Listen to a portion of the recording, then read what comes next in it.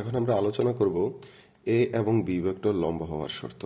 লম্ব হওয়ার শর্তের মধ্যে আমরা যদি সবার প্রথমে বলি যে এ ও বি পরস্পর লম্ব, তার মানে তাদের মধ্যবর্তী কোণের মান কত হবে? 90 ডিগ্রি। আর তাদের মধ্যবর্তী কোণের মান যদি হয় 90 ডিগ্রি, তাহলে আমরা বলতে পারি ডট গুণনের ক্ষেত্রে A dot B is equal to কত হবে? A B cos theta. অর্থাৎ আমরা লিখতে পারি এ বি কস 90। আমরা জানি কস 90-র মান কত? 0। 0 ইন্টু সামথিং মানে আমাদের কি আসবে? 0। তার মানে আমরা বলতে পারি আমাদের এ ডট বি মানে ডট গুণনের মান কত আসবে? 0। অথবা আমরা উল্টাভাবে বলতে পারি যদি এ ডট বি কি হয়? 0 হয়, তাহলে তারা পরস্পর কি হবে? লম্ব হবে। ঠিক আছে।